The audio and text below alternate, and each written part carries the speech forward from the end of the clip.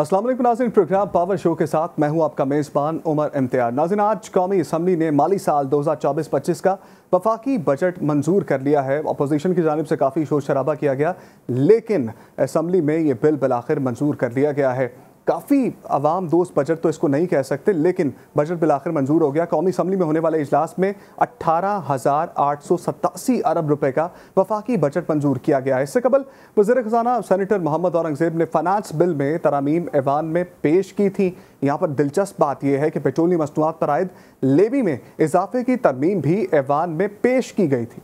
हुकूमत ने माली साल 2025 के वफाकी बजट में पेट्रोलियम लेवी को मौजूदा 60 रुपये फ़ी लीटर से बढ़ाकर 80 रुपये फ़ी लीटर करने का ऐलान कर दिया है। यहाँ पर होशरुबा इंकशाफात ये करने वाला हूँ मैं कि बहुत ज़्यादा इजाफा होने जा रहा है पेट्रोलियम मसनूआत की कीमतों में। इसी पर बात करने के लिए हमारे साथ मौजूद हैं माहिर मौशियात मलिक बोस्तान साहब।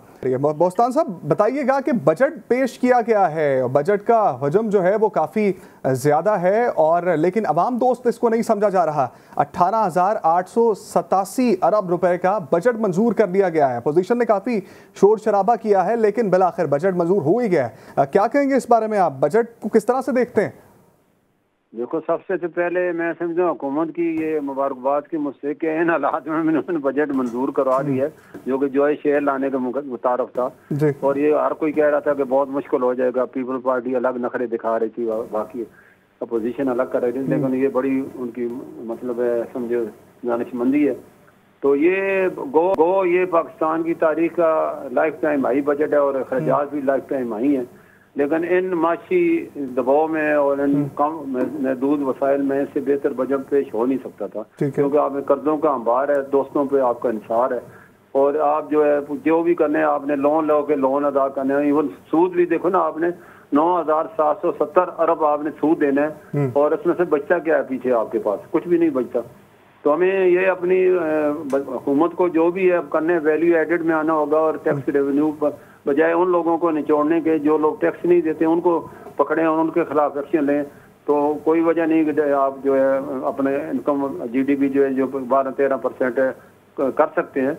और अल्लाह ने बड़े वसाइल दिए हैं आपके सामने। इस दफ़ा अल्लाह ने बड़ा नवाजा है, बम्पर क्रॉप्स हुई हैं, 40 लाख टन आपकी गन्नम हुई है, 95 लाख टन आपके चावल हुए हैं, मकई सरप्लस है, चीनी सरप्लस है। ये अल्लाह का बड़ा करम हुआ है और इससे आप फायदा उठाएं। और एग्रीकल्चर ऐसे ही आपकी अल्लाह ने वसाइल दिए हैं कि आप इसको 6 महीने में अपना रिटर्न हासिल कर सकते हैं, बशर्ते के फी एकड़ पैदावार बढ़े। ज़राअत में ना देखो ना, बहुत ही 5 अरब सिर्फ रखे हैं, और इसको कुछ भी नहीं है। 5 अरब तो ऊँट के मुंह में जीरे वाला बराबर है, इतना बड़ा मुल्क है। और 220 मिलियन एकड़ आपका रकबे है, उसमें क्या आपने न कोई हाईब्रिड बीज है, न कोई नए बीज है, न कुछ। उसमें आपको मेहनत करनी होगी। इसमें इंडस्ट्री में 6 से 7 साल आप लगाते हैं। अब हमारी GDP देखो ना, IMF ने, वर्ल्ड बैंक ने सब तारीफें कर रहे हैं पाकिस्तान की। पाकिस्तान के रुपया मुस्तहकम हो गया, GDP बढ़े है, आपके जो है रिजर्व बढ़े हैं, आपका पूरी दुनिया से आपके लिए बेहतर मुतवक्को वाला करे। FDI हमारी बेहतर हुई है, और इस तरह हमारा जो स्पेशल इन्वेस्टमेंट काउंसिल है, ये अगर कामयाब होती है, चाइना के फेज 2 कामयाब होता है, तो पाकिस्तान में बड़ी इन्वेस्टमेंट आ सकती है। तो हुकूमत वैल्यू एडेड में जाए। कब तक हम ये इंपोर्ट करके लोगों को चीज़ बेचते रहेंगे? प्रोडक्शन में जाए, हाईटेक टेक्नोलॉजी में जाए। सोलर की बहुत बड़ी डिमांड है, और हमारा 12 घंटे सूरज चलते हैं, वो अल्लाह ने बहुत बड़ी 50,000 मेगावाट हम। तो ये हमारे वसाइल हैं जिससे हम यूज़ करें। हमारे मादनियात है ज़ेर ज़मीन 6,000 अरब के रेकॉर्ड का मनसूबे है। तो ये सारी चीज़ें करके हम ये सारे अपने आवाम को भी पैसे दे सकते हैं, तनख्वाहें भी बढ़ा सकते हैं। अभी जो देखो ना, आपने 36,000 तनख्वाहें की हैं। गो लोगों ने एक्सपेक्ट कर रहे थे कि 10 से 15% से ज़्यादा तनख्वाही नहीं बढ़ेंगी, लेकिन 25% तक बढ़ाई है, बड़ी अच्छी बात है। लेकिन जो इन्फ्लेशन है वो इतना ज़्यादा है कि 36,000 में भी लोग कुछ नहीं हो रहे।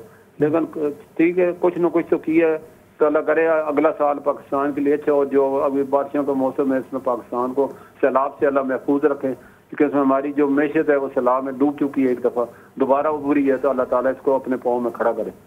अच्छा बोस्तान साहब, ये बताइएगा कि बजट में टैक्सों की भरमार है, ये किस तरह से अवाम दोस्त बजट हुआ? और गवर्नमेंट तो कह रही है कि बिल्कुल अवाम दोस्त बजट है, अवाम को रिलीफ भी दिया गया है। एज अ माहिर मईशत, आप समझते हैं कि ये अवाम दोस्त बजट?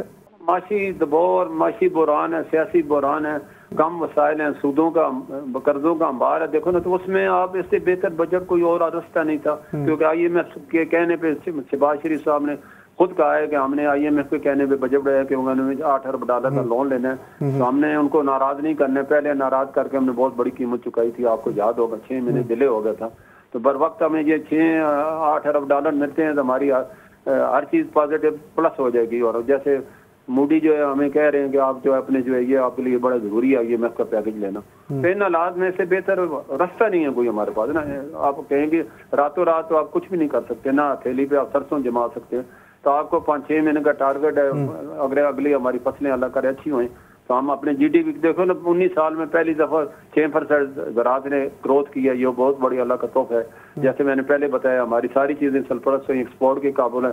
कल मैं पढ़ रहा था जो फ्लोर मिल वाले हैं वो 10 लाख टन मैदा, आटा और गंदम एक्सपोर्ट करने के लिए इजाजत मांग रहे हैं, चीनी वाले 1.5 लाख टन इजाजत मांग रहे हैं, तो ये बड़ी कामयाबी है पाकिस्तान की। अच्छा, आप ये बताइएगा कि टैक्स रेवेन्यू के ऊपर बहुत ज़्यादा जो है वो एम्फसाइज किया गया है गवर्नमेंट की जानिब से। टैक्स रेवेन्यू का टारगेट भी 12,970 अरब रुपए रख दिया गया है। अब सवाल यहाँ पर ये पैदा होता है कि इतना बड़ा जो टारगेट है वो क्या गवर्नमेंट पूरा करने में कामयाब हो जाएगी?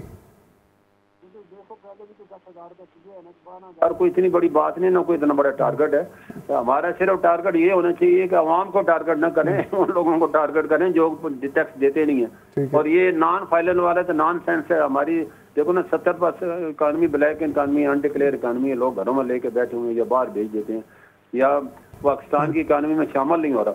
तो हम उनको टारगेट करें ना, अब नॉन फाइलर वाला बेवकूफ़ों वाला काम ना करें, लोगों को डराएं धमकाएं नहीं, सिम्मे बंद करें, ये तो बिल्कुल ही कोई अच्छी बात नहीं है। आप सीधा सीधा करें, जितने भी आपके NTM है वो शनाख्ती कार्ड को जो नंबर है वो उसको NTM नंबर करार दें, और जितने भी उस पर खर्चा हो शनाख्ती कार्ड को के बगैर कोई 1 रुपये भी खर्च ना कर सकते, सबकी आमदनी सामने आ जाएगी, और जितने भी खर्चे है उसके मुताबिक टैक्स उसको दे तो पाकिस्तान अपने पाँव में खुद ही खड़ा हो सकता है। अब ये पुराने वो जो फार्मूले अब नहीं, अब डिजिटल इकानमी की तरफ आपको जाना होगा। तो इंडिया गए आज हमारे से कई गुना हमारे से पीछे था, 1990 में हमसे पीछे था, हम उससे आगे चढ़े थे, हमारे GDP था, हमारे रिजर्व थे, हमारा सब कुछ था, लेकिन आज वो हमसे कई गुना आगे बढ़ गए। चाइना की मिसाल आपके सामने, शहबाज शरीफ साहब चाइना का मॉडल अपना के हम इससे तरक्की कर सकते हैं, और उसकी इकानमी इसी से डिजिटल से बड़ी है ना, एग्रीकल्चर से उन्होंने ली और डिजिटल में किया है। तो आज हर बंदा जो है वो अपना पैसा छुपा नहीं सकता। डिजिटल ऐसा हथियार है आपके, आपका पैसा जो है जब कैश मनी खत्म हो जाएगी तो ना आप रिश्वत दे सकेंगे, ना आप टैक्स चोरी कर छुपा सकेंगे, तो हर चीज आपकी स्क्रीन पे आ जाएगी और आपका टैक्स रेवेन्यू बहुत ज्यादा बढ़ जाएगा। अच्छा पोस्तान साहब, एक बहुत अहम बात है, एक बहुत अहम नुक्ता है, गरीब के लिए तो सबसे अहम चीज़ जो होती है वो रोटी होती है, और कि उसको आटा सस्ता मिले, गंदम सस्ती मिले, बिजली जो है उसको सस्ती मिले, उसके अलावा उसको पेट्रोल सस्ता मिले। तो ना हमने जो है बिजली सस्ती की है, ना हमने जो है पेट्रोल सस्ता किया है। ये दो चीज़ें ऐसी हैं कि बेसिक ज़रूरियात होती हैं। अब हमने देखा है कि बहुत ज़्यादा हालात भी ख़राब हो रहे हैं इसकी वजह से। 200 यूनिट का बिल जो है वो आता है 3,000, और 201 यूनिट हो जाए तो बिल पहुंच जाता है 8,000 के ऊपर। तो क्या कोई ऐसी पॉलिसी नहीं लानी चाहिए थी कि इन दो शोबों में आवाम को रिलीफ दिया जाता था, और फिर आगे चलकर जो है वो कोई और किसी चीज़ के अंदर जिस पर आवाम पर बराह रास्त असर नहीं पड़ता उनके ऊपर टैक्सेस बढ़ा दिए जाते? हमारी इकानमी का बेड़ा गर्क कर दिया है, और इसमें अगले दिन सोशल मीडिया में बड़ी खबर चल रही है 95% जो IPP के ऑनर हैं वो पाकिस्तानी सियासतदान हैं और सारे बैरोक्रेट हैं और ये लोग हैं। तो ये अगर ऐसी बात है इनको बुलाएं, भाई देखो आप पाकिस्तान इस वक्त डूब रहे हैं कर्जों में, तो आप ऐसी बाहर के अकाउंटों में क्यों ले लें, पाकिस्तानी ले लें हमसे, ताकि डॉलर जो हमारा कैपेसिटी चार्जेस में जाता है वो बच जाए, और पैसे जो अभी 2024 में 25 में जितने भी हमारे IPP के एग्रीमेंट इसमें खर्चा हो रहा है इसके ऊपर IPP के ऊपर 4,000 अरब आपको हर साल देने पड़े, गैस के लगाएं तो 5,500 अरब बन जाता है। तो ये हमारी इकानमी को चार्ट है, दलदल बना हुआ है हमारे लिए। इसी तरह हमारी सोलर एनर्जी हमें जो है अपने प्लांट लगाने चाहिए चाइना की मदद से। चाइना ने हालांकि 2022 में वादा किया था, और पाकिस्तान इसमें अगर हमें इकनॉमिक जूम देते हैं तो हम यहाँ पूरी इंडस्ट्री शिफ्ट करेंगे, एक्सपोर्ट यहीं से करेंगे, लेकिन हम इतने नालायक हैं कि हमने एक इकनॉमिक जूम नहीं बना सके। अभी भी उन्होंने यही कहा है कि अब जल्द से जल्द, कल भी आपने देखा ये जॉइंट वेंचर करके पाकिस्तानी जो है वहाँ की इंडस्ट्री को यहाँ मूव किया जाएगा, तो ये बड़ा अच्छा फैसला है। अल्लाह करे वो आ जाएं तो हमारी एक्सपोर्ट भी बढ़ेगी। फिर जो सोलर है जिसमें हम ज़्यादा से ज़्यादा जो गरीब लोग हैं, जैसे पंजाब हुकूमत ने किया है कि वो कम जो केवी के वो उनको कर्जे जो है फ्री देंगे और उनको सोलर घरों में एक 2 पक्के और एक बिजली, ये तो बहुत अच्छी बात है। अगर लोगों को इंटरेस्ट फ्री सोलर लग जाता है तो काफ़ी हद तक हमारी डिमांड कम हो जाएगी और हमारी एनवायरनमेंट बहुत अच्छा हो जाएगा। देखो इस वक्त एसियों से, बिजली के, पेट्रोल से जो चल रहे हैं हमारे, पूरा हमारा एनवायरनमेंट ख़राब हो गया। पूरी हमारी कितनी सख्त आपके 52 तक गया है सिब्बी में जो आपका टेम्परेचर है। बाकी इलाकों में करेक्ट पंजाब में 46 तक हो गया है। अगर 50 से ऊपर जाता है तो हमारी फसलें झुलस जाएंगी, हमारा सारा सब कुछ तबाह हो जाएगा। तभी से हमें इस चीज़ पे अमल करने हैं और अमल यही होगा कि हम ज़्यादा कम से कम एसी चलाएं, कम से कम सोलर में हर चीज़ को हम कन्वर्ट करें ताकि ये हमारा एनवायरनमेंट बेहतर हो और पाकिस्तान तरक्की की तरफ गामज़न हो जाए। अच्छा मलिक बोस्तान साहब, अब जिस तरह से मामला चल रहे हैं कि आवाम की ज़रूरियात की चीज़ें काफ़ी महंगी होती जा रही हैं, आपने भी कहा कि एनर्जी क्राइसिस जो है वो पाकिस्तान में जो है बहुत बढ़ गया है। इसको कंट्रोल करने के लिए बहुत वसी पैमाने पर इक़दाम करेंगे, तभी जाकर जो है वो मामला जो है वो बेहतर होंगे। आपको क्या लगता है कि किन इस्लाहात को लाकर इस बजट को आवाम दोस्त बनाया जा सकता है? एज माहिर मईशत में आपसे ये पूछना चाह रहा हूँ कि क्या लूप होल्स हैं जो गवर्नमेंट फुलफिल नहीं कर सकी और किस तरह से इसको बेहतर बनाया जा सकता है? बिल्कुल बनाया जा सकता है। सबसे पहले तो देखना टैक्स रेट कम करे ना, ये हमारी तबाही का रास्ता, हमने खुद अपने गले का फंदा पड़ा। हमारे मैशत का जो हमने गला घोटा है तो ये 22% इंटरेस्ट है, ये शुक्र है ये भी 1.5% इन्होंने अभी कम किया है। लेकिन आप देखें हमारे कर्जे हैं उसमें अगर 22% 65,000 अरब के कर्जे हैं तो आप 22% को अगर 11% करते हैं तो आपको ये इस वक्त जो 10,000 अरब आपने सूद के देने, 5,000 आपको यहाँ से बच जाएंगे। उसी 5,000 को आप आवाम पे खर्च करें, सोलर पे खर्च करें, सोलर के प्लांट लगाएं, सब कुछ आपके हाथ में आ जाएगा। हाइड्रो प्लांट लगाएं, बहुत सी चीजें हैं जो आप करके पाकिस्तान को इस क्राइसिस से बचा सकते हैं। फिर करने की अब इससे हमारा क्या होगा, कारोबार क्या रहेगा। इससे देखो टोटल इस वक्त 30,000 अरब की कलेक्शन हुई है इस साल बैंकों में, उसमें 28,000 अरब गवर्नमेंट ने कर्जे ले लिए। ताजर और सरमायाकार तो कर्जा ले ही नहीं रहा, वो कहते हैं मैं इस कर्जे से क्या करूं, मुझे तो रिटर्न ही नहीं बनता, मुझे उल्टे जेल से जाते हैं। तो देखो जापान है, उसने इंटरेस्ट फ्री रखा हुआ है अपना कारोबार के लिए, तो हमें भी इंटरेस्ट फ्री लोन की तरफ आना होगा। इस्लाम भी यही कहता है, तो हम तरक्की करेंगे वही। अगर हम जितना सूद कम करेंगे इतना हमारा सूद कम होगा। और हम सूद के अगर 5-6% में जैसे पहले था तो हमारे तो सिर्फ 2 से 3,000 आपको अरब साल के देने पड़ते हैं, अब आपको 10,000 देने पड़ते हैं।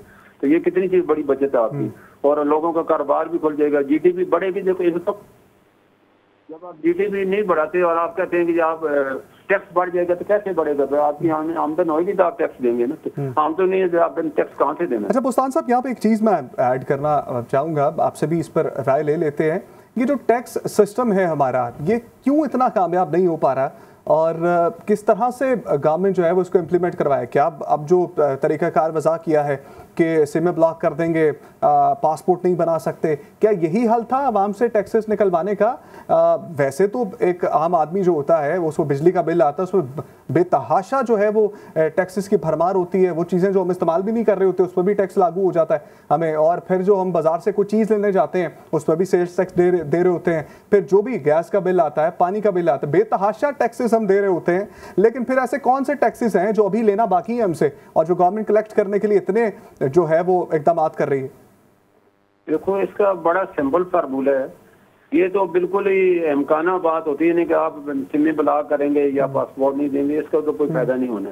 ठीक है, सबसे बेहतरीन इसका हल यही मैंने बताया है कि आप लोगों को जब तक शनाख्ती कार्ड को एनटीएम में कन्वर्ट नहीं करेंगे और डिजिटल तरफ की नहीं आएंगे, ऑनलाइन की तरफ नहीं आएंगे, उस वक्त आप समझे चोर बाजारी हमारे वही के दूध की रखवाली में बिल्ले बैठे हुए हैं। वो सारे चोर दरवाजे खुद ही बताते हैं, खुद ही लोगों को बचाते हैं। नॉन फाइलर वाला जो मसला, देखो ना आपको ये आपने ये कानून क्यों बनाया हुआ कि आप खुद कहते हैं कि चोरी करो, यानी कि आपने अगर नॉन फाइलर हैं तो इतना टैक्स दो तो आप टैक्स ले रहे, इसका मतलब बत्ता टैक्स आप जगह टैक्स तो खुद ले रहे हैं।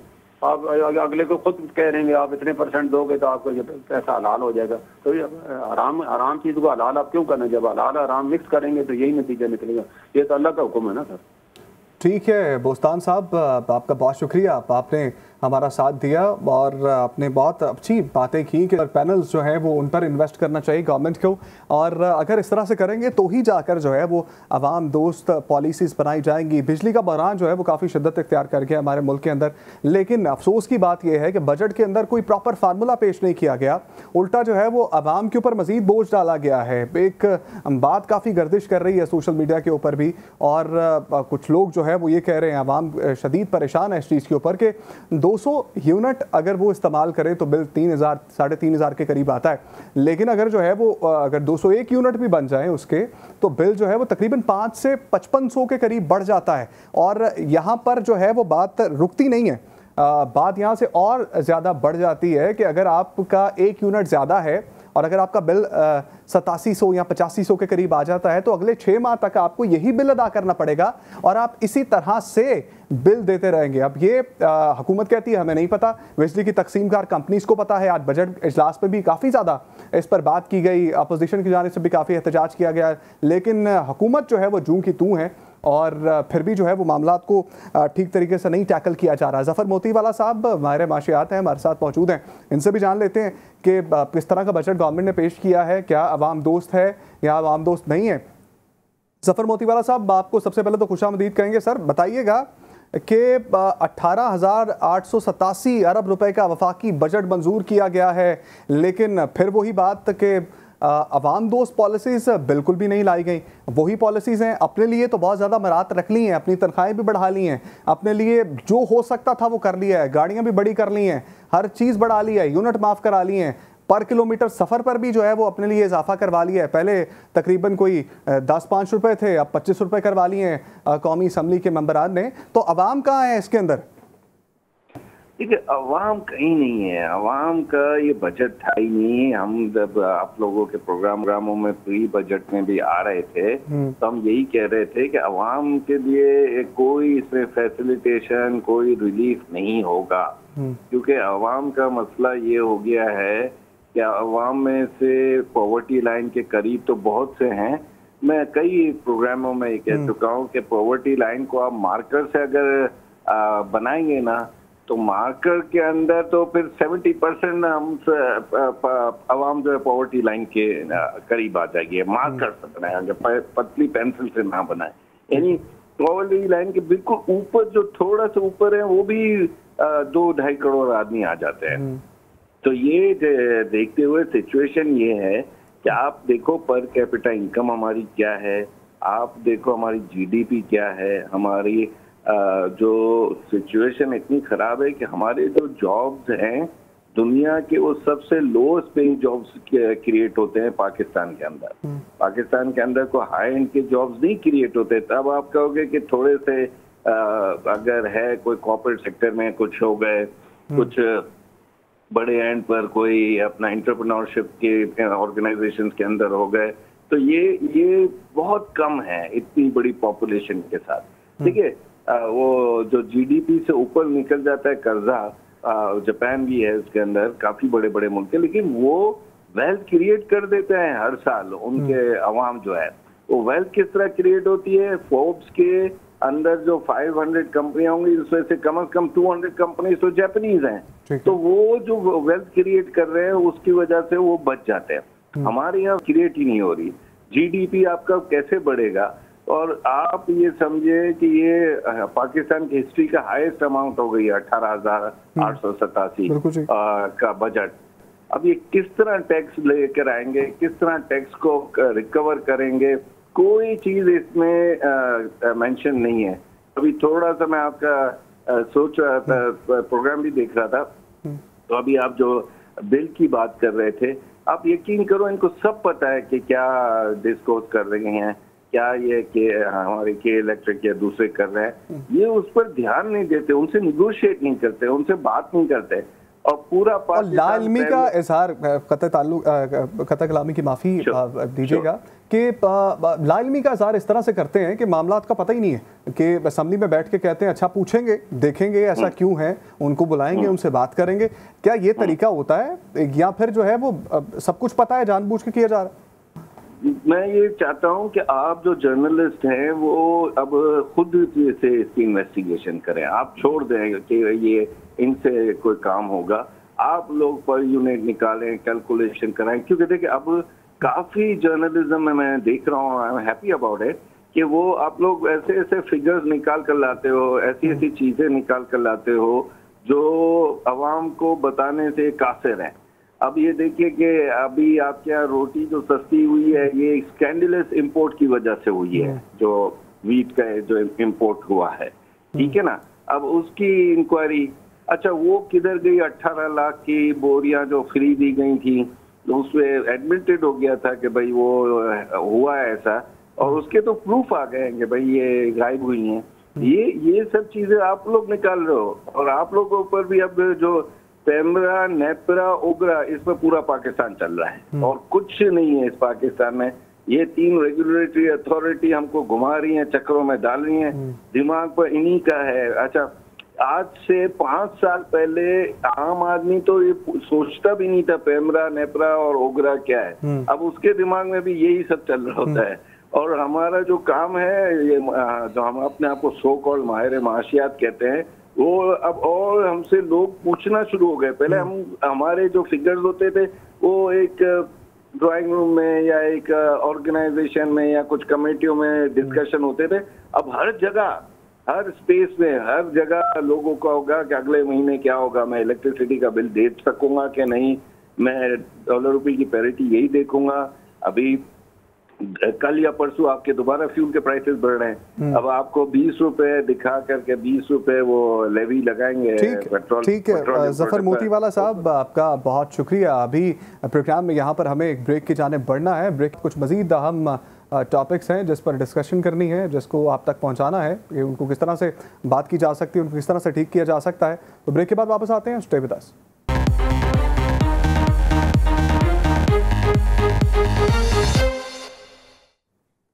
वेलकम बैक जी, एक बार फिर से आपको खुशामदीद कहते हैं पावर शो में। और ब्रेक के बाद अब हम बात करेंगे पाकिस्तान तहरीक-ए-इंसाफ की पार्लिमानी पार्टी का एक इजलास हुआ है। काफ़ी ज़्यादा उनके अंदर जो है वो इख्तलाफात पाए जा रहे हैं पाकिस्तान तहरीक-ए-इंसाफ के लीडर्स के अंदर। और पार्लिमानी पार्टी के इजलास के अंदर भी बैरिस्टर गौहर और उमर अयूब साहब जब बैठे हुए थे तो मामला जो है काफ़ी पेचीदा नज़र आया। सबको एक दूसरे पर एतराज़ है। उमर अयूब साहब ने पहले तो इस्तीफ़ा दिया और फिर बाद में ये भी फैसला किया गया कि मामला जो है वो किस तरह से हल होगा। उमर अयूब साहब का इस्तीफ़ा, पहले तो ये खबर आई कि जो जेल में बैठे हुए हैं बानी पीटीआई, उन्होंने उस इस्तीफ़े को मंजूर कर लिया। लेकिन फिर बाद में पार्लिमानी पार्टी का जब इजलास हुआ, पार्लिमानी पार्टी के इजलास के बाद बातें ये गर्दिश करने लगी कि पार्लिमानी इजलास में जो मेंबर्स थे उन्होंने ये इस्तीफ़ा कबूल ही नहीं किया। अब बात जो है वो बहुत ज़्यादा शिद्दत इख्तियार कर गई है आपस में जो है वो मामलात की। फिर शेर अफजल मरवत की अगर हम बात करें तो शिबली फराज के साथ उनके मामला जो है वो काफ़ी ख़राब चल रहे हैं। वो एक तरफ के ऊपर जो है वो जुमले कसे जा रहे हैं, फिर शिबली फराज जो है वो उनके ऊपर जुमले कस रहे हैं।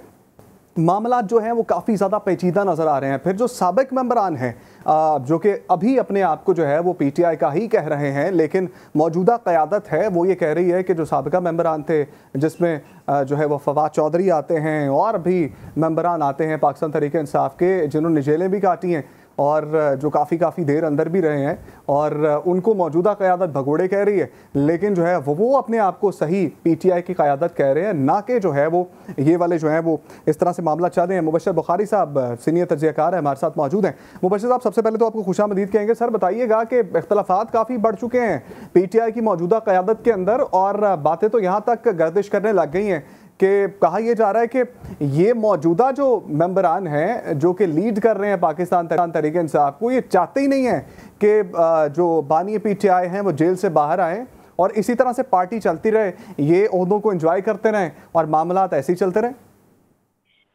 जी बहुत शुक्रिया आपका मुझे इनवाइट करने के लिए। और जो आपका सवाल है उसमें पीटीआई जब से बनी तब से लेके आज तक मैं शायद एक ऐनी शाहिद हूँ इसके बनने का, फिर इसके राइज का। हमने वो जब ये बनी तो उस वक्त के जो लोग थे वो आहिस्ता आहिस्ता छोड़ गए, उनमें से चंद एक रह गए जिसमें मतलब अगर मैं कुछ नाम लूँ तो उमर सरफराज चीमा साहब हैं, उसके अलावा डॉक्टर यास्मीन राशिद भी थोड़ा सा लेट आई, लेकिन बहरहाल वो भी एक पुराने एक्टिविस्ट कहलाती हैं पीटीआई की। तो उस तरह के बहुत से लोग एक लंबी लिस्ट है जिनके मैं नाम वो जब या पीटीआई से जैसे जस्टिस वजीउद्दीन अहमद भी एक नाम था, तो वो छोड़ चुके हैं, या उन्हें कॉर्नर कर देगा या मजबूर कर देगा छोड़ जाए। उसके बाद उनकी जगह पे रिप्लेसमेंट आई, जैसे बाद वाले आने वाले लोगों में शाह महमूद कुरैशी साहब थे, फिर जावेद हाशमी साहब आए, वो छोड़ गए। फवाद चौधरी साहब तो है काफी देर से आए, लेकिन बहरहाल अगर आप देखा जाए तो जब तक बानी पीटीआई जेल नहीं गए तब तक फवाद चौधरी और इन जैसे जो दूसरे पुराने जो क्या वेटरन हो चुके हैं पॉलिटिक्स में, वेटरन पॉलिटिशियंस ने काफी ज्यादा स्ट्रेटेजाइज किया पार्टी के मामलात को। और फिर आपने देखा कि लॉन्ग मार्च में भी वो साथ साथ रहे, फिर वो जो फायरिंग हुई जिसमें जख्मी भी हुए, ये सारे वेटरन थे। उसके बाद क्या हुआ, 9 मई होता है, उसमें ये वेटरन्स जो हैं वो छोड़ जाते हैं। तो अब जो मौजूदा लीडरशिप है, माफ कीजिएगा मैं सख्त लफ्ज इस्तेमाल कर रहा हूँ, मैं वैसे करता नहीं हूँ, लेकिन ये लफ्ज भी यार मैलो हो जाएगा कि ये हादसाती तौर पे जो हैं उनको ये होते मिले। बहुत सारे लोग ऐसे जो कभी जिंदगी में एमएनए नहीं बन सकते थे, और अगर नॉर्मल हालात होते तो शायद पीटीआई के टिकट भी उन्हें ना मिलते। ये जो एक बड़ी तादाद लॉयर्स की आती है, ऑफ कोर्स वो हालात ही इस तरह के थे कि पीटीआई को ऑप्ट करना पड़ा लॉयर्स के लिए, तो अब वो एंजॉय कर रहे हैं। मसलन मैं आपसे पूछता हूँ, या जो हमारे तजिया निगार दोस्त हैं या आम लोग जो हैं, उनसे मैं ये पूछता हूँ कि मैं नाम नहीं देना चाहता, लेकिन पीटीआई की इस वक्त जो टॉप हिरार्की है, बशमूल हमारे शरीफ दोस्त हैं, बैरिस्टर गौहर अली खान साहब, इवन जो अभी सेक्रेटरी जनरल से जिन्होंने इस्तीफा दिया है हमारे उमर अयूब साहब, या इस जैसे ये इंतजार हुसैन पंजोथा या शुएब शाहीन या और इन तरह के नाम, क्या आप महसूस करते हैं कि वो इतने इम्पोर्टेंट होते हैं कि मीडिया स्क्रीन्स उनके वो ऑक्यूपाई करके बैठे होते हैं? शेर अफजल मरवत साहब की बात कर लें आप। जी, शेर अफजल मरवत साहब तो यार पार्टी में ही कॉर्नर हो गए। उनकी इसी ग्रुप ने जब वो देखा कि वो उनके बारे में था स्वैग है, ज्यादा पॉपुलर हो रहे हैं, तो उन्हें भी मतलब वो, तो मसला ये है कि मैं समझता हूँ कि इमरान खान साहब के जो केसेस हैं वो भी मिस हैंडल हुए, और वो भी इन्हीं लीडरशिप की वजह से देखा जाए तो। और उसके बाद ये चूंकि केसेस मिस हैंडल हो रहे हैं, अब मैं आपको इसकी मिसाल यूं दूंगा, कल ही आपको पता है उमर अयूब साहब ने वहां कहा कि हाँ हम इस्लामाबाद हाई कोर्ट में जाएंगे। मेरे साथ प्रोग्राम में थे हमारे फाजिल दोस्त जो हैं, उन्होंने भी मशहूर वकील हैं, तो उन्होंने भी कहा कि जनाब हम तो इस्लामाबाद हाई कोर्ट में जा रहे हैं। वहीं पे हाफिज एहसान साहब थे मेरे प्रोग्राम में साथ, उन्होंने कहा जी इस्लामाबाद हाई कोर्ट आपको एंटरटेन इसलिए नहीं करेगा कि आपकी तो 2 तारीख को इसकी जो सेंट्रल पिटीशन है उसकी हियरिंग होनी है, तो इस्लामाबाद हाई कोर्ट ने तो कहना है कि आप उधर जाएं पहले और उसके बाद इधर आए। तो आज ही पीटीआई का ये आया कि वो पिटीशन फाइल नहीं कर रहे इस्लामाबाद हाई कोर्ट में। तो जब ये विजन हो इनके लीडर्स का या लॉयर्स का, तो फिर मुझे इस बात पे यकीन करना पड़ेगा कि इमरान खान के केसेस मिस हैंडल हो रहे हैं और डिफरेंस ऑफ ओपिनियन की वजह से हो रहे हैं, या ये जो एंजॉय कर रहे हैं अपने स्टेटस पीटीआई की मौजूदा लीडरशिप इनकी वजह से हो रहे हैं। और इसमें कोई शक नहीं, इस वक्त पीटीआई का पॉलिटिकल विजन हमें कंफ्यूज नजर आता है। मसलन उसी अमेरिका के खिलाफ जिसको ये अपनी हुकूमत रजीम चेंज के ये कंस्पिरेटर कहते थे, आज जब अमेरिका के खिलाफ रेजोल्यूशन हुई तो जो इन्होंने साइफर और शेम के नारे लगाए, मुझे इस बात की समझ नहीं आई कि ये क्यों। फिर ऑपरेशन मिलिट्री ऑपरेशन के हवाले से ठीक है, पीटीआई ने हमेशा ये कहा कि जनाब अली इसकी गुंजाइश नहीं, लेकिन यही पीटीआई थी जब ज़रबे अज़ब शुरू हुआ तो उन्होंने सपोर्ट भी किया। तो आज जो है वो मुखालफत कर रहे हैं। सीएम साहब के अपने जो इलाका है डीआई खान, वहाँ पे सबसे ज्यादा टेरर अटैक्स हो रहे हैं, लेकिन वो रेजिस्ट कर रहे हैं। अच्छा, एक तो ये सवाल काफी ज्यादा अहम है कि रेजिस्ट क्यों किया जा रहा है? कहीं उनको ये तो नहीं लग रहा कि इस सूबे में हम रूलिंग पार्टी हैं, तो क्या हमारी गवर्नमेंट को हिलाने की कोशिश की जा रही है इस ऑपरेशन की आड़ में? क्या ये बातें तो नहीं सोच रहे पीटीआई वाले? जी देखिए, अब उस पर क्लैरिफिकेशन भी प्राइम मिनिस्टर ऑफिस की तरफ से आ गई थी, और उसमें जो इनके जो है ना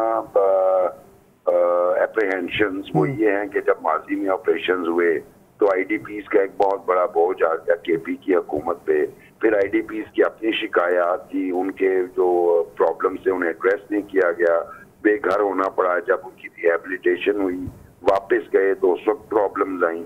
तो वो इन चीज से खौफ खा रहे हैं कि अगर हम इसको सपोर्ट करेंगे तो उसके बाद ये प्रॉब्लम आएंगे।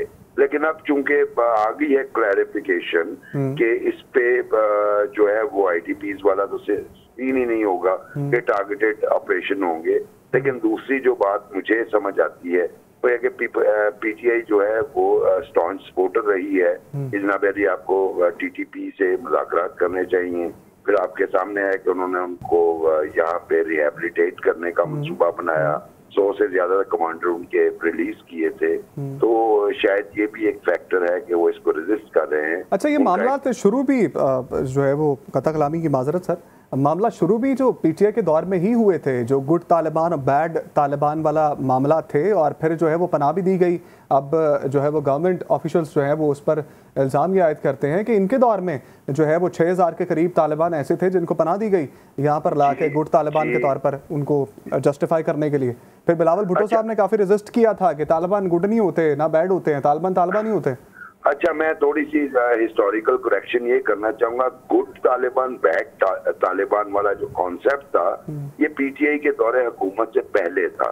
इवन ये जनरल मुशर्रफ के दौर में ही ये कॉन्सेप्ट जो है वो डेवलप हो गया था, गुड तालिबान और बैड तालिबान का। हाँ, अलबत्ता ये हुआ था कि पीटीआई वाले जो थे वो जरा 2013 में जब हुकूमत में है, आपको याद होगा कि बानी पीटीआई वजीरिस्तान एक रैली लेके गए थे ड्रोन अटैक्स के खिलाफ। और उस वक्त ये 2013 वो इलेक्शन है जो खूनी तरीन इलेक्शंस में से एक था, जब पाकिस्तान पीपल्स पार्टी, एएनपी अवामी नेशनल पार्टी को केपी में, पीपल्स पार्टी को सिंध और पंजाब में, और उसके साथ एमक्यूएम को कराची में टारगेट किया जा रहा था।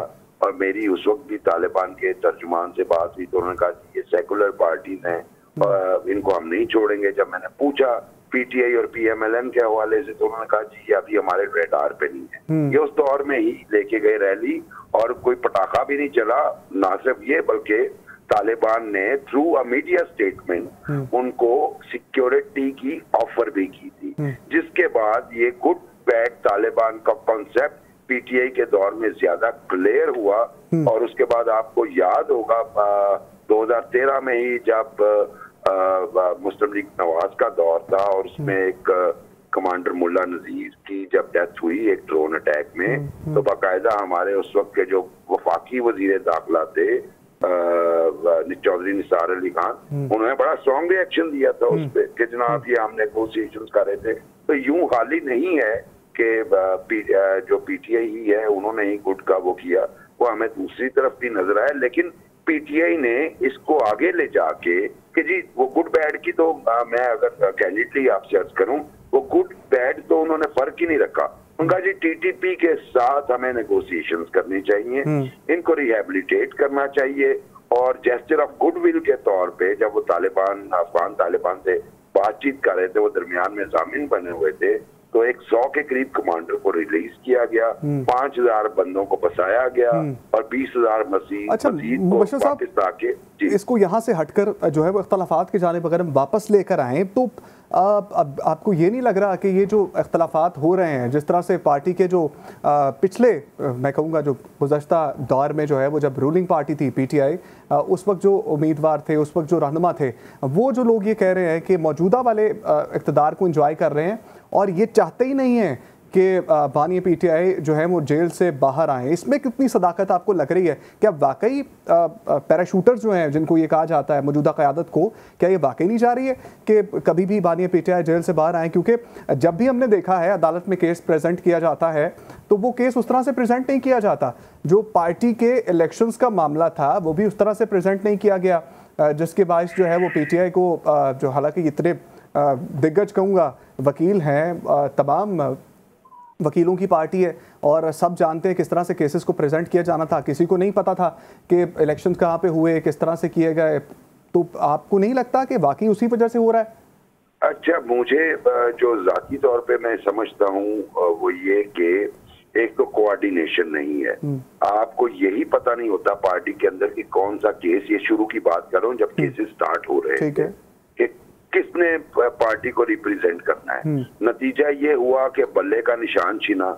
आपके सामने आज भी आप उठा के देख रहे, उन्होंने कहा जनाब अली आप कहते हैं कि उनको फायर किया गया था, एक्सपेल किया गया था पार्टी से अकबर एस अहमद को, वो नोटिफिकेशन दिखा दीजिए। नोटिफिकेशन नहीं मिला और चीफ जस्टिस साहब ने कहा कि जी नोटिफिकेशन दिखा दे, बात ही खत्म हो जाती है। और जी हमने किया था, जी कुछ तो हुआ होगा। आप कहते हैं जी ये मेंबर नहीं है, ये आपका मंशूर है, इसके ऊपर लिखा हुआ है बानी मेंबर जो है वो अकबर एस अहमद है। सो तैयारी ही नहीं नजर आई हमें। उसकी वजह मुझे ये नजर आती है कि ये एट द 11th आवर पता करता चलता था इन केसेस में कि किसने रिप्रेजेंट करना है, जिसके नतीजे में पानी पीटीआई अंदर है। उसके बाद मुझे बड़े क्रेडिबली मैं आपको बता रहा हूँ कि शुरू में जब लतीफ खोसा साहब एंटर हुए और उन्होंने 1-2 केसेस हैंडल करना चाहे तो उस पे डिस्ट्रस्ट कर दिया गया उन पे कि नहीं नहीं ये नहीं करेंगे, और ये बात मुझे पता थी। और जब लतीफ खोसा साहब और मैंने ये उनके एक रहनुमा से एक टीवी प्रोग्राम में कहा, उन्होंने डिनाई कर दिया। मैंने कहा ओके आप आने वाले चंद दिन में देखेंगे लतीफ खोसा साहब कोई केस रिप्रेजेंट नहीं कर रहे होंगे। अच्छा मुबशर बुखारी साहब, एक आखिरी आपसे मैं बात पूछना चाहूँगा कि वन मैन आर्मी वाला जो है वो कॉन्सेप्ट था पीटीआई के अंदर, और जब से जो है वो बानी पीटीआई जेल में गए हैं, ये पहला ऐसा मौका आया है कि उमर अयूब साहब का पहले तो खबर आई कि इस्तीफ़ा मंजूर कर लिया गया, लेकिन पार्लिमानी पार्टी ने इतना रजिस्ट किया है कि उसके इजलास के अंदर ये फैसला हुआ है कि इस्तीफ़ा मंजूर नहीं किया जा रहा। तो क्या आप यहाँ से ये नहीं लगता कि अब वो जो बानी वाला एलिमेंट था कि वन मैन आर्मी वाला, वो ख़त्म होता जा रहा है? ये वाली जो बाहर वाली क़यादत है ये उनके फैसलों को रद्द भी कर रही है और अपने तरीके से चलाने की भी कोशिश कर रही है। देखिए ये तो देखिए अब मैं यहाँ पे मिसाल दूंगा शेर अफजल मरवत की। उनके बारे में डिसाइड हुआ ये हमारे पब्लिक अकाउंट्स कमेटी के हमारी तरफ से नॉमिनेट करें इन्हें चेयरमैन के तौर पे, तो वो आके उन्होंने प्रेस कॉन्फ्रेंस कर दी और फिर कहा गया जी नहीं बानी ने तो नहीं किया। तो अब ये प्रॉब्लम है कम्युनिकेशन गैप का। लेकिन मैं एक बात आपको वसूख से कहूँ कि पीटीआई का नाम है बानी चेयरमैन का नाम है पीटीआई। जिस दिन वो बाहर आ गए तो फिर वही पुराने वेटरन जो हैं उनके साथ होंगे। शायद कुछ इन नए चेहरों में से शायद एक आध को आपको बाहर आ जाएंगे जल्दी। हाँ जी देखिए जो तेल देखो, तेल की धार देखो, मुझे लगता है कि शेख साहब तो कहते हैं कि नजर नहीं आ रहे, जो ये सोचते हैं वो अहमक है। जी मुझे अगर आप ये कहें कि हफ्ते 2 हफ्ते तो मुझे भी ऐसा नहीं लग रहा, लेकिन मुझे लगता है कि क्या वाकई अमेरिका के प्रेसिडेंट से लिंक्ड है, जिस तरह से शेख साहब ने बोला कि बानी पीटीआई की रिहाई? ये अब शेख साहब जैसे मर्जी कह ले, मैं उनका क्या कह सकता हूँ। ठीक है, लेकिन मुझे ये लगता है, देखिए 2 सूरतें हैं। अगर वो किसी में कसूरवार हैं तो उन्हें सजा मिलनी चाहिए, अगर वो नहीं है तो फिर उनको जेल में रखना इनजस्टिस है। ठीक है मुबशर साहब, बहुत शुक्रिया आपका, आपने वक्त दिया। और मामला जो है वो अब सबके सामने है, किस तरह से मामला चल रहे हैं पाकिस्तान तहरीक इंसाफ के अंदर। और मौजूदा जो है वो सिर्फ क़यादत को जो अपनी जो उनको उहदे मिले हुए हैं उनको इंजॉय करने की कोशिश कर रही है, जबकि साबका क़यादत जो है वो ये कह रही है कि इन्होंने पार्टी को संभाल लिया है, ये पिछले वालों को आने नहीं देंगे, और खान साहब की बातों को भी जो है वो ठीक तरीके से उन पर अमल दरामद नहीं हो रहा। पीटीआई का ही एक और मामला जो है वो अभी प्रोग्राम में हमने डिस्कस करना है, प्रोग्राम के आखिरी हिस्से में। मखसूस नशस्तों का ये मामला है और इलेक्शन कमीशन और पीटीआई के दरमियान एक बहुत बड़ी चपकलिश है, और मखसूस नशस्तें जो है वो नहीं दी गई पाकिस्तान तहरीक इंसाफ को।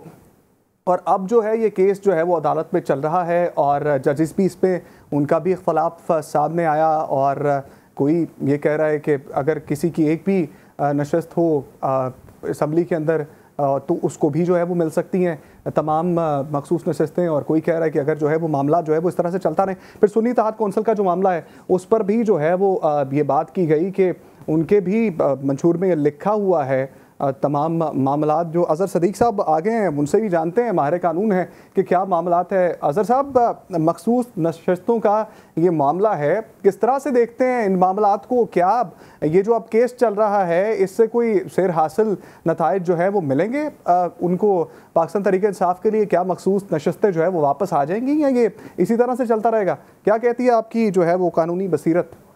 बहुत शुक्रिया जी। मैं कल भी सुप्रीम कोर्ट की हियरिंग में मौजूद था। उसके बाद मैं अडयाला जेल भी गया था मुलाकात करने के लिए। देखिए मैं तो पहले दिन से कह रहा हूँ कि इलेक्शन कमीशन का फैसला, इवन सुप्रीम कोर्ट का अपना फैसला आइन की खिलाफ वर्जी है। यानी मैं सुप्रीम कोर्ट ने भी क्या किया, देखिए अल्टीमेटली क्या हुआ है कि taking away a symbol is banning a party. Section 215 जो सिंबल लेने का इख्तियार देता है वो आइन से मुतसादिम है। इसी तरह अगली रूल 94 है, वो कहता है कि रिजर्व सीटें सिर्फ उसको मिलेंगी जिसके पास सिंबल होगा। अब कमाल की बात है, यानी ये क्या, और अल्टीमेटली हम उस वक्त कह रहे हैं कि सुप्रीम कोर्ट को उस फैसले ने पाकिस्तान तहरीक इंसाफ को बैन कर दिया है।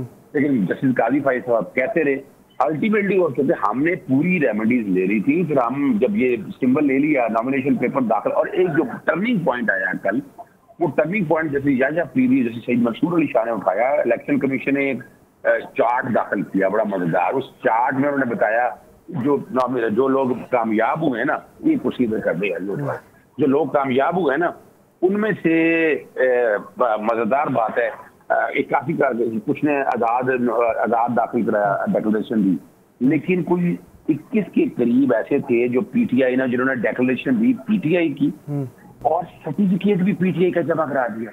अब जस्टिस जमाल बंदोगल का सवाल था, भाई ये तो आप जो कह रहे थे कि डेक्लेरेशन नहीं, सर्टिफिकेट नहीं, आप खुद मान रहे हैं, तो आप तो होते हैं उनको पार्टी पे बल्ला देने वाले।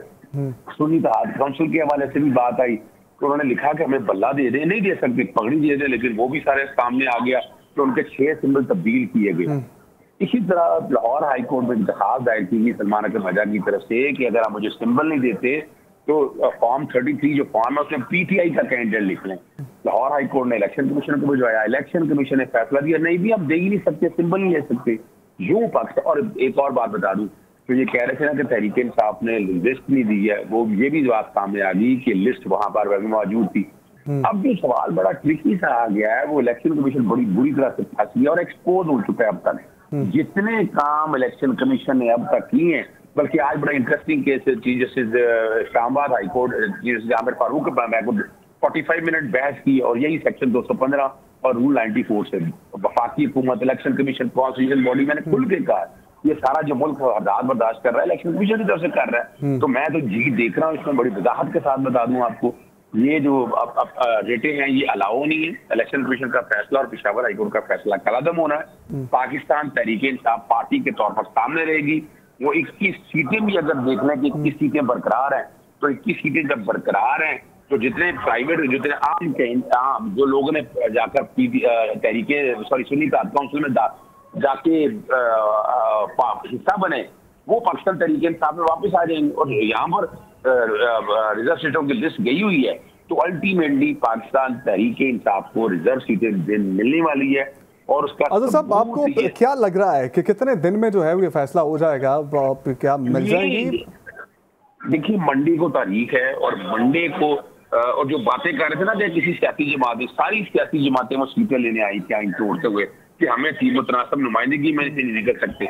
मैं अगले हफ्ते में फैसला देख रहा हूँ, पीर वाले दिन ये फैसला देख रहा हूँ, मंगल वाले दिन आइन का सेक्शन 215 और रूल 94 को मैं अल्ट्रा वायरीज देख रहा हूँ कि वो भी फैसला आ जाएगा अगला। अच्छा, काफी इंटरेस्टिंग बात है, आखिर में कुछ सेकंड हमारे पास रह गए हैं कि अगर मखसूस नशिस्तें जो है वो वापस मिल जाती हैं तो क्या इलेक्शन कमीशन के खिलाफ भी कार्रवाई होगी कोई? मैं तो तजवीज कर रहा हूँ, हम भी तजवीज कर रहे हैं। आज हमने अदालत के मैंने इस्लामाबाद हाईकोर्ट के सामने भी कहा है। और देखिए बहुत बड़ा एजेंडा नाकाम हो गया ना, वो 2 तय से चाहते थे चीफ जस्टिस की उम्र बढ़ा दी जाए, जजेस की म्याद बढ़ा दी जाए, वो आके इस्लामाबाद हाईकोर्ट के जजेस लेके आना चाहते थे, लेकिन वो भी उनका एजेंडा नहीं कामयाब हो सकेगा। वो एक हाईकोर्ट से दूसरी हाईकोर्ट ट्रांसफर कर देते हैं। ठीक है जी, सदीक साहब हमारे साथ मौजूद थे, माहिर कानून थे। उन्होंने बताया जिस तरह से बात हुई कि मखसूस नशिस्तें जो है वो पाकिस्तान तहरीक इंसाफ को मिल जाएंगी। उनका ये मानना है कि मंडे को हेयरिंग है और हो सकता है कि मंडे को जो है वो फैसला हो जाए। तो पावर शो से फिल वक्त के लिए मुझे इजाज़त दीजिए, हम एक नए प्रोग्राम के साथ कल दोबारा हाजिर होंगे। अल्लाह ने के मान।